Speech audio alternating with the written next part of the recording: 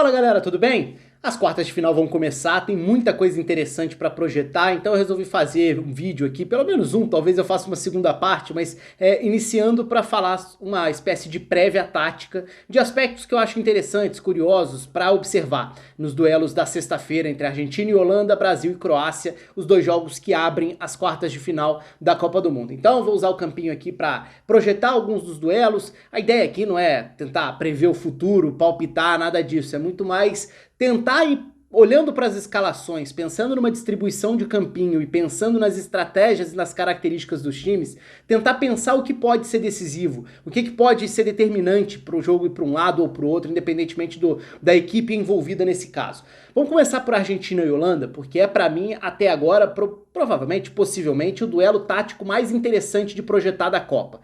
Porque são times de características diferentes, tem dúvidas, especialmente quando a gente fala da escalação da Argentina, tem dúvidas no ar, por condicionamento físico, qual é a condição do Di Maria, surgiu o papo do Depou não tá 100% também, qual será a ideia do Scaloni, vai preencher mais o meio, vai colocar um terceiro zagueiro, vai colocar um jogador mais agudo como o Ángel Correa, a gente viu um pouco de tudo nesses últimos dias. Na Holanda, não tem muita dúvida em relação à formação, mas a grande dúvida em relação ao que vai ser o jogo é porque aí a gente entra justamente nas características dos dois lados.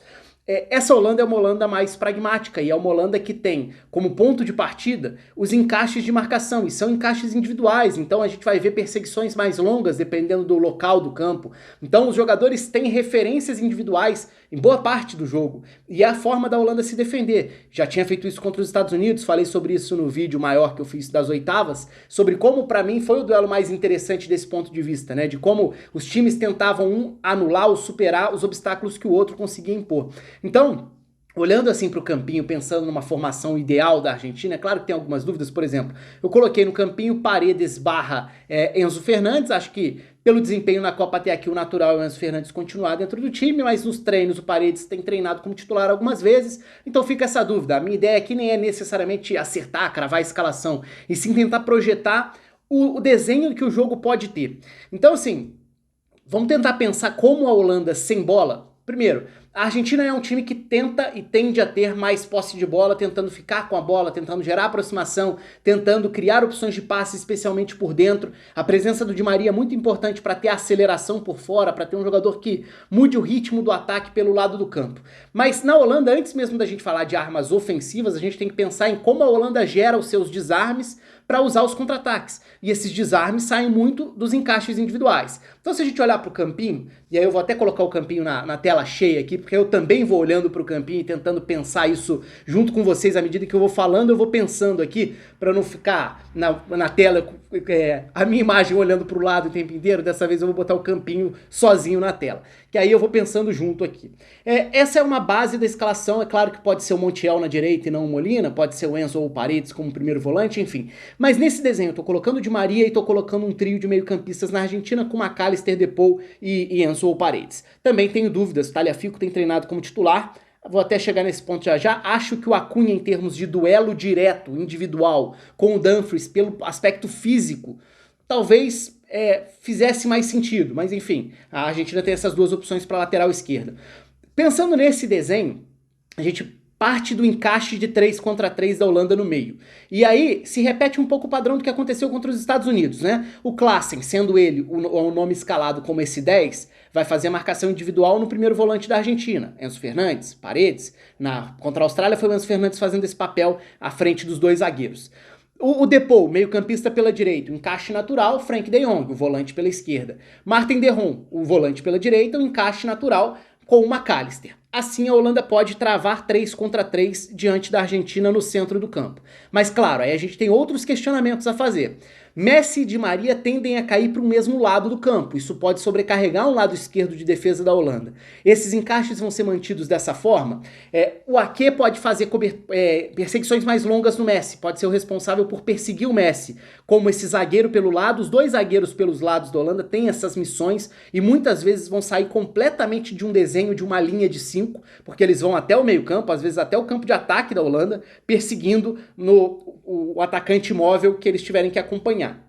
Nesse caso, o Timber nem tem um marcador específico, um alvo específico. É claro que o jogo é móvel, não fica estático o tempo inteiro, as referências mudam e se adaptam dentro de um jogo, mas como um plano, assim, um ponto de partida, dá pra imaginar um Julian Álvares no Van Dijk, ou no próprio Timber, se a ideia for ter um Julian Álvares pelo lado, como começou diante da Austrália, e aí pode até ser uma ideia do Scaloni deixar o Messi tentando tirar o Van Dijk de posição para tentar explorar a agilidade do Messi para tirar o pilar central da defesa da Holanda, e nesse caso tentando ter o Di Maria de um lado, o Julian Álvares do outro, é uma alternativa.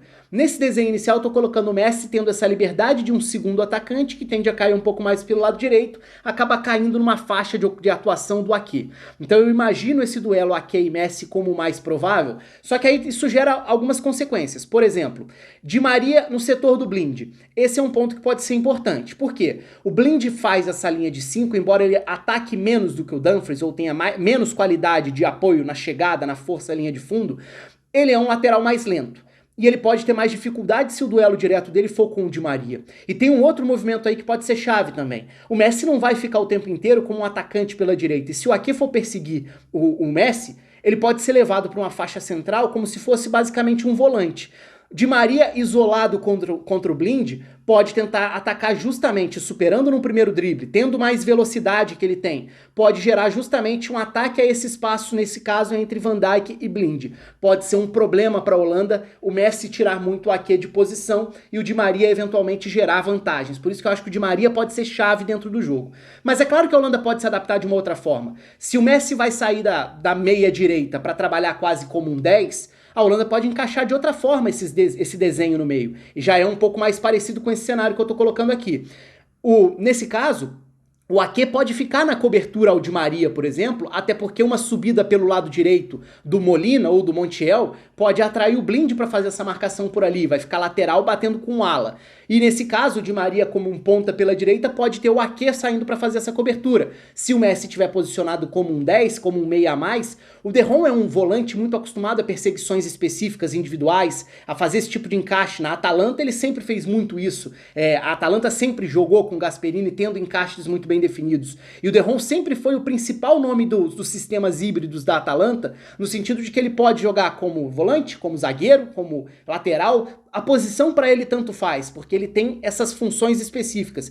Então não me surpreenderia nesse desenho do Messi saindo da área de atuação do Ake, para não tirar tanto o Ake de posição e não deixar exposto um corredor que o Di Maria poderia gerar estrago, especialmente se não tiver cobertura pro blind.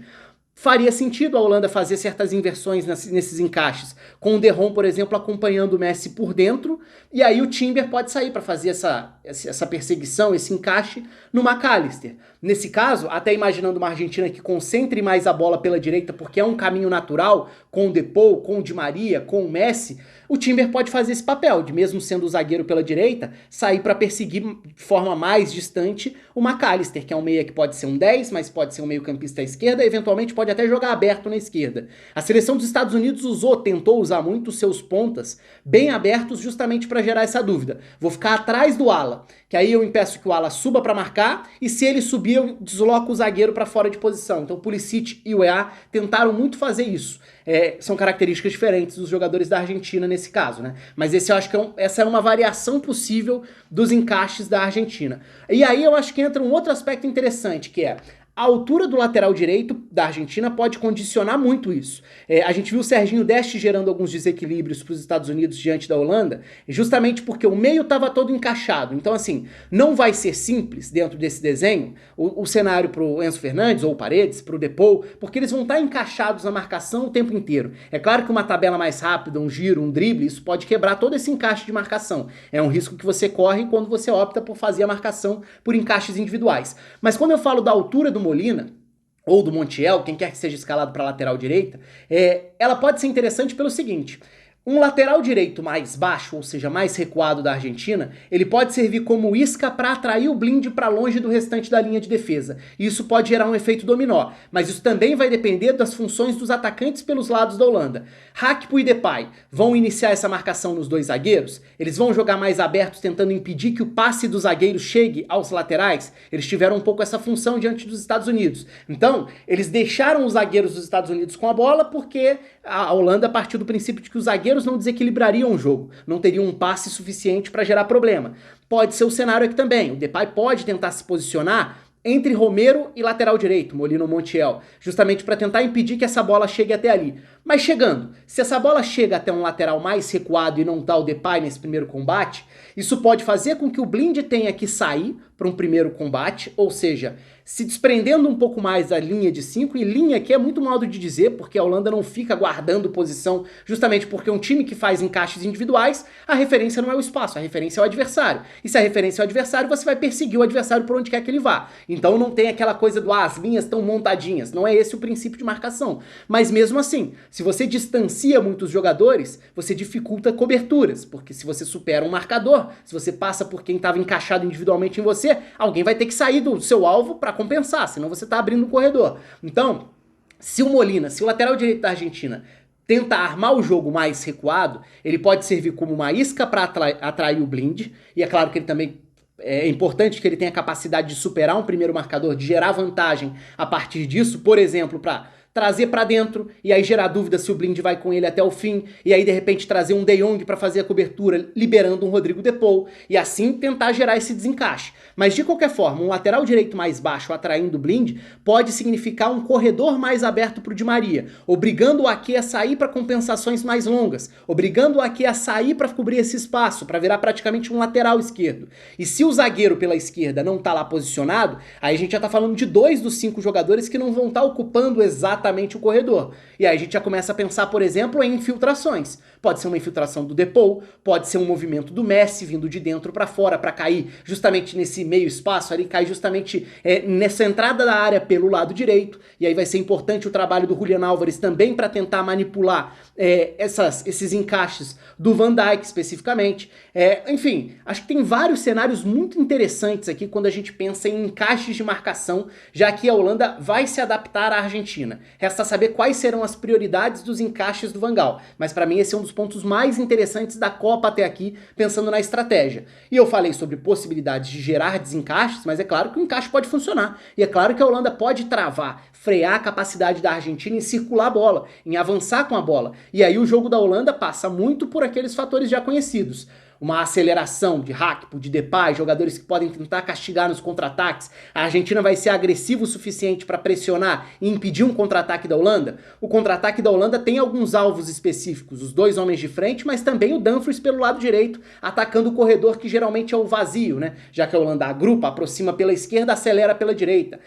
O De Paul vai fazer essa pressão no De Jong na saída de bola? O De Jong tem baixado na linha dos zagueiros, às vezes faz a saída de bola dentro da grande área, justamente para conseguir girar e escapar de uma primeira pressão. O De Paul vai encaixar também no De Jong para pressionar, para incomodar? Ou esse trabalho vai ficar com os jogadores mais de frente? Com o Messi? Com o Julian Álvares, que aí evidentemente já muda o perfil dessa marcação, deixa de ser uma marcação implacável, passa a ser uma pressão mais esporádica dependendo do momento do jogo. Mas o De Jong é chave para a Holanda conseguir respirar nos primeiros passes a partir da defesa e aí sim tentar ganhar campo com triangulações e com aceleração pelo lado direito. E tem uma outra alternativa também da Argentina que tem sido usada dentro dos jogos e pode ser também não parece que tem sido trabalhada para começar o jogo, mas acho que não vai ser surpresa se acontecer dentro dos 90 minutos, que é a alternativa da Argentina jogar com 3 zagueiros. A gente viu a Argentina contra a Austrália no segundo tempo e também contra a Polônia, já tinha visto, com o Lisandro Martinez entrando para ser um terceiro zagueiro pela esquerda. E aí, por exemplo, se o Di Maria, que não tá 100%, já tinha ficado fora do jogo contra a Austrália, se ele não tiver condição e a Argentina for para um sistema de 3 zagueiros, nesse sistema fica muito mais desenhado o encaixe também por parte da Argentina, e principalmente para tentar bater de frente com o Dumfries. E aí você pode ter um Acunha agressivo, físico, para bater de frente com o Dumfries, foi um pouco o que o Equador fez. O Equador, quando enfrentou a Holanda e foi bem, travou totalmente o corredor direito, deixando o Estupinhan como ala e não como lateral. Então o Equador não tinha preocupação de onde estava posicionado o Estupinhan, porque o trabalho dele era atacar e ocupar o corredor, não deixar a potência física do Dumfries aparecer como essa ameaça em profundidade. E nesse caso de 3 zagueiros, a Argentina também estaria mais ou menos encaixada, porque poderia marcar da mesma forma. Os mesmos encaixes que a Holanda utilizaria de 3 contra 3 no meio, poderiam ser usados pela Argentina também, caso seja essa a ideia da Argentina. Pode ser um cenário de segundo tempo, pode ser um cenário circunstancial, para tentar travar esse corredor em que a Holanda costuma ser bastante forte, que é o lado do Dumfries, que foi bem explorado na partida contra os Estados Unidos. Então esses alguns tópicos do duelo entre Argentina e Holanda, que para mim é o mais interessante taticamente das quartas. Indo para Brasil e Croácia, a gente tem um cenário bastante diferente, mas também interessante da gente falar e até usar o campinho, que é a Croácia não é uma seleção acostumada a ficar lá atrás sem a bola. A Croácia pode tentar tirar o ritmo do jogo controlando a posse da bola, estender os períodos de posse. Porque qual que é a grande virtude da Croácia? Ter meio-campistas de muita qualidade de passe.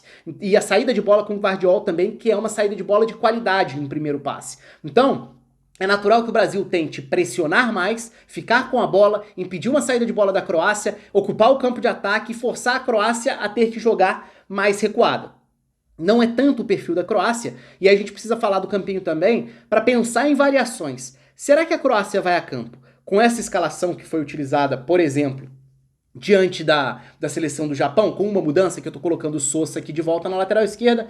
Ele tava fora, ele ficou fora com febre e tal, não treinou, não jogou contra a seleção do Japão, jogou o Barisic, que inclusive sofreu um pouco nesse setor direito do Junya Ito e do Hitsudoan. Mas se a gente pensar nessa formação, ela tem teoricamente uma dúvida. Bruno Petkovic ou Livaja? Quem vai ser a referência do comando do ataque? O restante da seleção está bem resolvido, da seleção da Croácia. No Brasil também não tem muita dúvida. O Tite indicou que o Danilo deve ser mantido na lateral esquerda, o Alexandre ainda não está 100%, e o Militão na lateral direita. Sem grandes problemas aqui também, o Militão está pendurado e vai ter, teoricamente, pela frente, a principal arma, a principal válvula de escape de velocidade da Croácia, que é o lado do Perisic. A Croácia não é um time exatamente rápido, a Croácia é um time de controle de passe, de posse de bola, principalmente por Brozovic, Modric e Kovacic. São três jogadores que trabalham bem a bola, o Gvardiol trabalha bem a bola, o Sosa tem um bom passe, tem um bom cruzamento também. Então, assim, é uma Croácia que tem um pouco mais essa virtude do controle da posse de bola e talvez até tente frustrar o Brasil tentando tornar o jogo um pouco mais lento. Eu até faço uma lembrança de um jogo que teve um pouco esse desafio do ritmo. Croácia e Canadá, foi um jogo em que o Canadá começou naquele ritmo a 1000 por hora, pressionando, tentando imprimir uma velocidade maluca no jogo, como já tinha feito contra a Bélgica também, e isso tinha uma explicação muito óbvia, né? O Canadá era um time que precisava jogar numa intensidade máxima para impedir que o adversário conseguisse trocar passe para o adversário não progredir no campo, porque se chegasse ao campo de ataque, a defesa do Canadá era muito frágil. Então o jogo do Canadá passava totalmente por não deixar o ritmo cair, porque se caísse ficaria vulnerável atrás. O Canadá começou muito bem o jogo contra a Croácia, e à medida em que o tempo foi passando, a Croácia conseguiu tirar a velocidade. Tirar a velocidade como? Trocando passes, somando passes no campo de defesa, ficando com a bola. O jogo foi acalmando, a Croácia controlou e depois venceu. Então acho que tem um pouco esse... Claro, Brasil e Canadá são times de características totalmente diferentes e de níveis totalmente diferentes, especialmente quando a gente fala do nível defensivo. Mas eu acho que do ponto de vista de tentar ditar o ritmo, dá para tentar encontrar alguma semelhança. Depende também de qual vai ser a estratégia da Croácia. E aí a gente volta pro campinho porque eu coloquei nessa escalação um time que teoricamente se encontrou na Copa com o Kramaric saindo da ponta direita. O Kramaric, saindo da referência. O Kramaric começou a Copa como 9, mas ele não é um centroavante. Ele é um jogador de mobilidade, de movimentação, que gera apoio, que cria jogadas, que funciona melhor solto. E quando a Croácia coloca o Livaja para ser um 9 no primeiro momento, o Kramaric cresce muito, sendo esse segundo atacante de movimentação. Faz um ótimo jogo contra o próprio Canadá, fez uma ótima partida. Só que contra o Japão já não foi bem, foi Bruno Petkovic quem jogou como 9, aí já é um pivôzão com uma qualidade para tentar gerar apoio, para tentar prender a bola, sustentar o jogo. O jogador de velocidade na Croácia é o Perisic. É o jogador que é essa ameaça atacando o corredor, buscando uma jogada individual, tentando entrar em diagonal. O restante do time não é um time muito rápido. Mas mais do que isso, se eu falei que não é um time tão confortável em ficar com a parede, lá atrás na parede, marcando na entrada da área, tem alguns outros aspectos. O Kramaric na ponta direita, para ser esse segundo atacante, ele não é exatamente um ala, um ponta que vai voltar pelo corredor. Então, isso pode gerar algum problema no setor do Juranovic. E é um setor do Vinícius Júnior forte nesse embate. E aí a gente vai até para um outro campinho, porque eu coloquei esse primeiro como base, mas eu imagino a possibilidade da Croácia abrir mão desse centroavante, voltar a escalar o Kramaric como um 9, e eu vou falar um pouco do motivo já já quando eu explicar um pouco a Croácia com bola, mas especialmente nesse caso para ganhar mais uma opção de meio campo. Por quê? Primeiro, quando a gente olha para essa imagem ainda, né, o Brasil posicionado e a Croácia no seu 4-3-3 padrão, a Croácia teve alguma dificuldade para marcar a largura do campo pelo lado esquerdo de marcação, o lado direito do Japão, esse é um aspecto. E também tem o outro, né? O Brasil vai atacar até num desenho parecido com o do Japão. O Japão jogou num 3-2-4-1, que é o desenho do Brasil com bola. Lembra que eu falei um pouco sobre isso também no vídeo sobre o Brasil e Coreia? O Brasil tem o Danilo vindo da lateral esquerda para dentro, e aí a gente já entra nesse segundo campinho que eu tô colocando uma variação que a Croácia pode usar, que é o Brasil tendo o Danilo fazendo esse movimento, até porque pela ponta direita a Croácia não tem uma saída rápida, tem mais um meio campista, seja o Kramaric, seja o Pasalic. Claro que isso pode mudar um pouco se for o Orsic, se for o Vlasic, o Maier seria mais um meio campista. A Croácia tem várias opções basicamente para o mesmo setor do campo com características diferentes. Mas na prática eu diria que a Croácia tem dúvida para um nome em toda a escalação. Vai jogar com Bruno Petkovic, com Livaja, com Budimir, com o Orsic, com o Pasalic, com o Vlasic. Todos esses nomes disputam na verdade uma posição só. Claro que isso vai impactar no funcionamento do time como um todo. E eu tô colocando o Pasalic aqui porque eu imagino que seja o mais próximo de uma Croácia pensando em se defender. O Pasalic, eu falei do De Roon agora há pouco para falar sobre a Holanda, o Pasalic também na Atalanta se acostumou a ter funções específicas sem a bola, especialmente jogando como um 10 que pressionava o primeiro volante adversário dentro desses encaixes individuais. A Croácia não vai jogar com encaixe individual, não vai fazer esse tipo de marcação, mas ele é um jogador capaz de tentar encorpar mais o meio, retornando um pouco mais. E aí esse tipo de retorno vai ser importante. Por isso que eu tô imaginando um Pasalic podendo fechar essa meia pela direita, porque vai ser um falso ponta pela direita, que muito mais vai centralizar e virar um quarto meio campista, deixando o Kramaric mais solto para ser esse 9, que não é exatamente uma referência para uma ligação mais direta, mas que é um jogador que pode tentar gerar apoio, sustentar a bola por tempo suficiente para o restante do time chegar numa saída da defesa para o ataque. E aí, nesse cenário, a gente tem um Brasil no 3-2-5, né, no 3-2-4-1, que é o funcionamento do time, especialmente com o Danilo vindo da lateral para jogar ao lado do Casemiro. Por que isso é interessante? Porque o Brasil tem um lateral direito que vai ficar mais na base, o Danilo, e acho importante que fique mesmo, especialmente porque esse é o lado do escape em velocidade com o Perisic. Mas por quê? O Danilo não, teoricamente, não vai ter um jogador de velocidade no setor dele, e porque ele pode encorpar o meio, jogando ao lado do Casemiro, o que empurra Neymar e Paquetá para uma faixa mais avançada do campo. E aí o Brasil passa a ter 4 meio-campistas, o que pode dificultar uma marcação para o adversário e pode inclusive reforçar essa ideia de ter um Pasalic por ali, para a Croácia ter um quarto meio-campista fechando essa faixa do campo. E aí o Modric pode subir para tentar pressionar um Danilo ou o Casemiro, seja quem quer, seja qual for o encaixe que a Croácia vai utilizar nessa faixa do campo. Mas, nesse caso, o Pasalic pode voltar para tentar proteger um pouco o lado do Brozovic. O Juranovic tende a ser um lateral que se desprende mais da linha de defesa e não vai ser simples esse duelo contra o Vinícius Júnior, evidentemente, pela individualidade do brasileiro.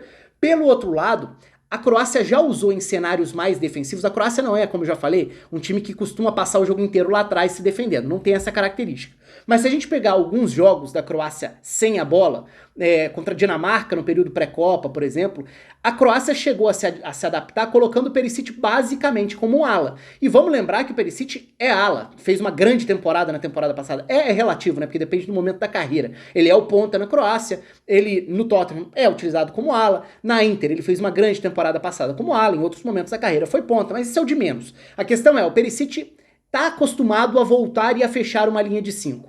Não sei se a Croácia vai jogar exatamente numa linha de 5, mas não vai me surpreender se a ajuda do Perisic for mais baixa, for mais recuada, no sentido de que o Brasil abre muito campo, tenta justamente espaçar a linha de 4 da Croácia. Pela direita, até por não ter um ponta de tanta recomposição em velocidade, eu acho que o Juranovic vai sair para fazer esse primeiro embate com o Vinícius Júnior, podendo ter um Pasalic baixando para fazer uma cobertura, até para não deixar o Lovren tão exposto, já que não é um jogador de tanta agilidade, se tiver que sair da área para fazer uma cobertura para o Juranovic. Do outro lado, o Rafinha sendo acionado bem aberto, como ele recebe basicamente na linha lateral, não vai me surpreender se o primeiro combate for do Perisic, com o Perisic voltando para virar praticamente um ala nesse momento sem bola, com o Borna Sosa protegendo o restante da linha, para não espaçar tanto essa linha de 4 da Croácia. Então você tem um lateral que sai para o embate mais aberto e outro que fica um pouco mais pelo lado esquerdo, no caso do Borna Sosa, obrigando o Perisic a ter muito fôlego, algo que ele tem, que é uma característica dele, de voltar para fazer esse primeiro combate ao Rafinha. Aí sim, o Sosa vai dobrar a marcação, o Sosa vai ficar com a cobertura caso o Rafinha supere essa primeira marcação. Porque também é importante para a Croácia não desproteger tanto essa primeira linha, porque Neymar e Paquetá vão estar ali, né? Atacando justamente esses espaços que podem ser abertos caso o lateral se desprenda muito para sair para um combate, caso um lateral seja superado na individualidade do Brasil. Então esse é um cenário do Brasil com bola e que, como eu imagino a Croácia se adaptando sem a bola para tentar negar espaços ou tentar dificultar a circulação de bola do Brasil. Um Pasalic para virar mais um meio-campista, encorpando o centro. Um Kramaric que nesse caso passa a jogar mais solto, volta a ser o 9, não é a melhor posição dele, mas é uma forma de tê-lo em campo, já que ele é mais associativo ali para fazer esse jogo de ficar com a posse de bola, que vai ser importante para esse próximo cenário. Porque, como eu falei, a Croácia vai precisar se adaptar a um cenário de ter que se defender contra um Brasil que ataca com muita arma, né? Um Brasil que, se você der espaço para correr, fica muito difícil parar. Agora, a Croácia pode gerar uma dificuldade para o Brasil justamente no que pode exigir com a bola. E aí entra a qualidade de passe, a qualidade técnica de meio-campistas da Croácia. E a começar pelo Gvardiol. Então esse desenho aí do campinho que eu estou colocando agora já é um cenário de Croácia com bola, não exatamente nas transições. Não estou me referindo ao momento em que recuperou e acelerou, e sim ao momento de estou com a bola e não vou me livrar dela porque eu quero diminuir, baixar um pouco a velocidade do jogo. Eu quero o jogo no meu ritmo. O meu ritmo é de troca de passes, ainda que em vários momentos a Croácia acabe caindo num jogo menos produtivo por não ter tanto poder de fogo. Mas a qualidade técnica de passe a Croácia tem. E aí entra um desafio pro Brasil.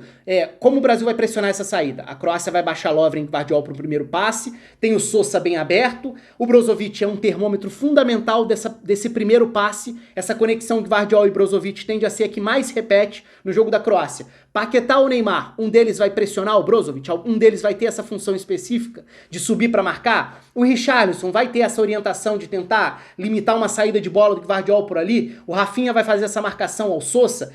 Como vai ser esse momento do Brasil subindo para pressionar? Esse é um cenário. A posse de bola da Croácia tende a ter mais opções pela esquerda, porque é o lado que acumula mais gente. Sosa, Gvardiol, Brozovic, Kovacic, jogadores todos que estão muito associados à saída de bola. São todos passadores no campo de defesa. Esse controle da posse de bola para baixar o ritmo vai passar muito por esse setor do campo. Então, de que forma o Brasil vai encaixar aqui, por exemplo, o Casemiro vai pressionar um Kovacic pro Paquetá subir e pressionar um Brozovic? Pode ser uma alternativa. E o Modric, como vai ficar nesse cenário? O Casemiro vai pressionar, ou o Danilo, por exemplo, vai estar posicionado quase como um segundo volante à esquerda do Casemiro para fazer essa primeira pressão?